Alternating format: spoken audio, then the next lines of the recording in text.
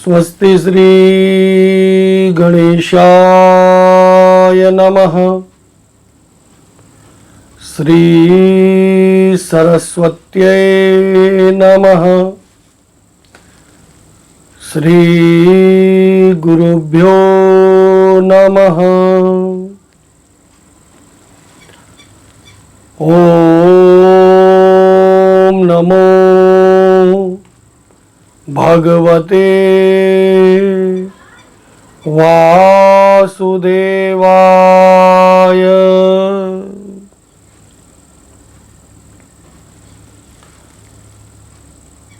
नारायणं नमस्कृत्य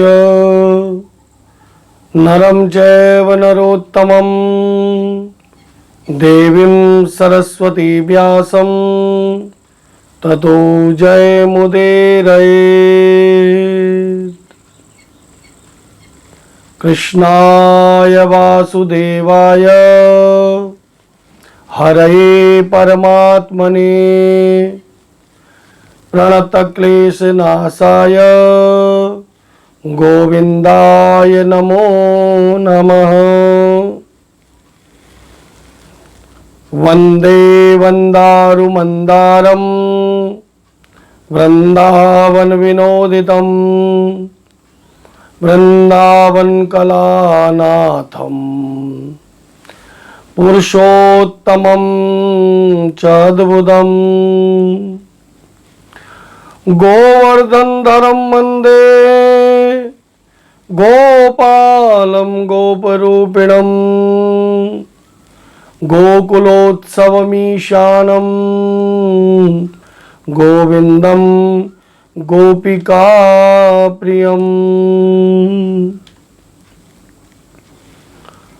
बोलिए पुरुषोत्तम भगवान की जय। श्री पुरुषोत्तम मास की जय। गौ माता की जय। भारत माता की जय। जय जय श्री राधे। जय जय श्री राधे। जय जय जय जय जय जय श्री राधे। आइए श्री पुरुषोत्तम मास महात्म्य के 30वें अध्याय की पावन कथा ध्यान पूर्वक श्रवण करें। नारद जी बोले, हे तपोनिधे, पतिव्रता स्त्री की आपने प्रशंसा की, उसके लक्षण क्या है? नारद जी के पूछने पर नारायण बोले कि पतिव्रता स्त्री के लक्षण हैं। पति यदि किसी प्रकार के स्वभाव का हो और किसी प्रकार का रोगी हो, क्रोधी इत्यादि हो, मूर्ख हो, गूंगा, अंधा, बधिरा, भयानक आदि हो, तो साध्वी स्त्री को उसके साथ उसकी सेवा आदि करनी चाहिए, रहना चाहिए। ऐसा ही पुरुष के लिए भी नियम है।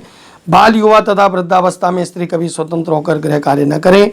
काम, क्रोध, लोभ, अहंकार स्त्री त्याग कर स्त्री पति सेवा करे और अन्य मनुष्य कामार्थ होकर उसे बुरी निगाह से देखें और छुएं तब भी वह अपने मन में विकार न आने दे, तो वह स्त्री, उसके शरीर में जितने रोम हैं उतने 1000 वर्ष तक वो स्वर्ग में वास करती है।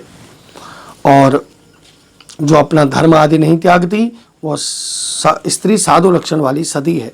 साध्वी स्त्री को मनुष्य तो क्या, देवता गंधर्व भी सत्य से चलायमान नहीं कर सकते। सती स्त्री पति के भोजन उपरांत भोजन करे, दुख में दुखी, प्रसन्नता में प्रसन्नता का अनुभव करे।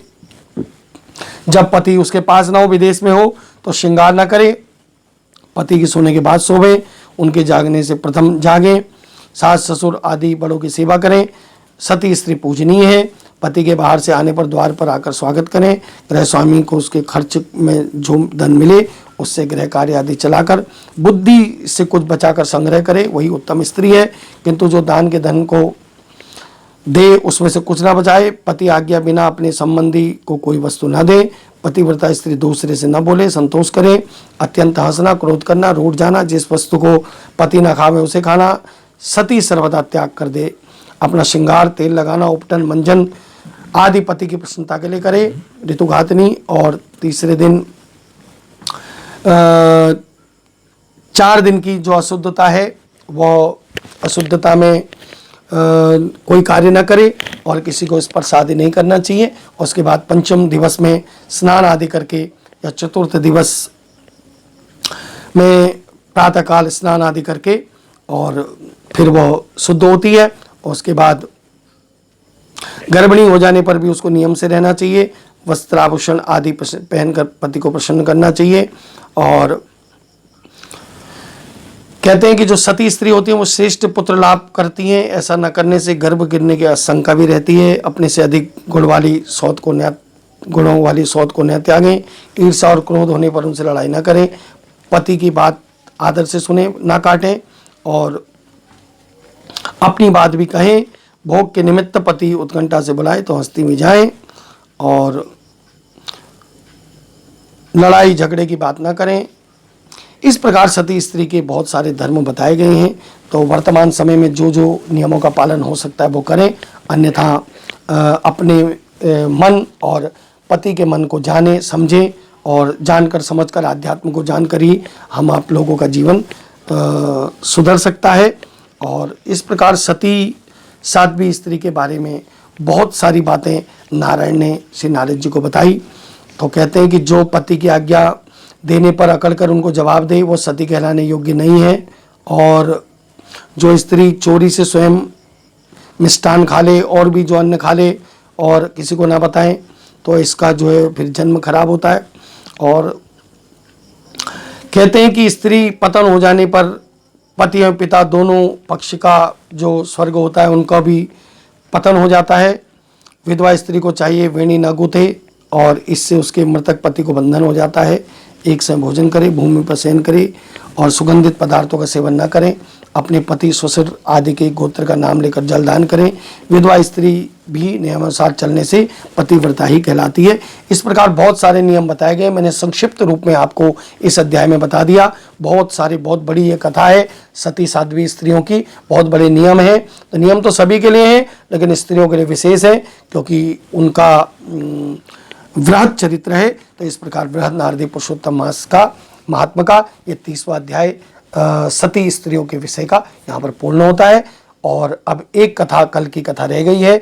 कल हमारा यहाँ पर विश्राम हो जाएगा कथा का, तो शेष कथा कल के प्रसंग में कहेंगे। आप सभी का कल्याण हो। जय श्री राम, जय जय श्री राधे।